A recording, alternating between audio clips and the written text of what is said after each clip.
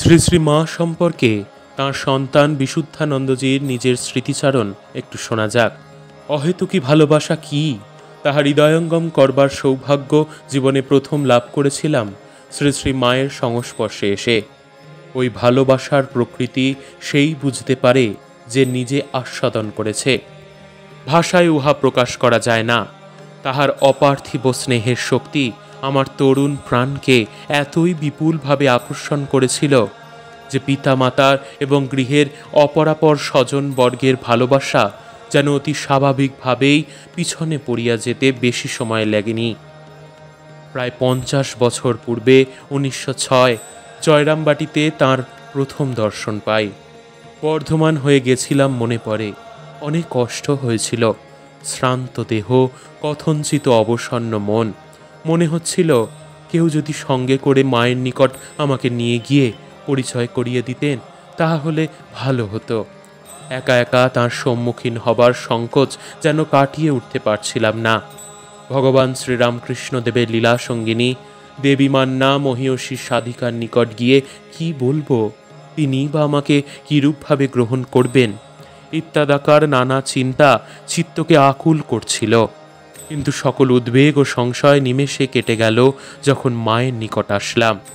দেখেই প্রশ্ন করলেন, কেমন আছো বাবা? আসতে কষ্ট হয়নি তো? বহুদিন পরে গৃহে প্রত্যাগত পুত্রের সহিত জননী যেরূপ কথা বলেন ও আচরণ করেন ঠিক সেই রূপ। বসো বলে সযত্নে নিকটে বসতে দিলেন। প্রাণে প্রাণে অনুভব করলাম সত্যি ইনি মা। জয়রামবাটিতে তাহাকে আরও কয়েকবার দেখেছি, কাশীতে এবং কলকাতাতেও দেখেছি। সবসময় তাহাকে পেয়েছি চিরস্নেহময়ী জননী রূপে। মনে পড়ে 1907 সালে আরও দুজন গুরুভ্রাতার সাথে একত্রে তাহার নিকট যখন সন্ন্যাসীর বস্ত্র আশীর্বাদ লাভ করেছিলাম, তখন তিনি আমাদের জন্য ভগবানের নিকট প্রার্থনা করেছিলেন। বলেছিলেন, ঠাকুর, এদের সন্ন্যাস রক্ষা করো। পাহাড় পর্বতে বনে জঙ্গলে যেখানে থাকুক না কেন এদের দুটি খেতে দিও। ক্ষুরস্য ধারা নিশিতা দূরত্বায়া। দুর্গম ত্যাগের পথে সন্তানকে অম্লান মুখে ঠেলে দিতেছেন, কিন্তু তাহার স্নেহ কোমল মাতৃহৃদয় একটুও ঘুমিয়ে পড়েনি।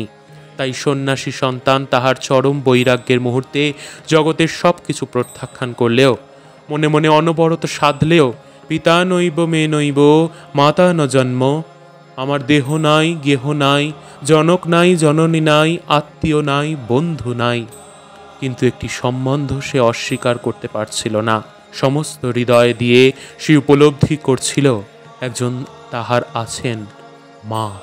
ইহলোক পরলোকের সকলকে, সব কিছুকে নিয়ে যিনি বিরাজ করছেন, সংসারে যিনি বাস করছেন সন্তানকে সংসারের পারে নিয়ে যাওয়ার জন্য।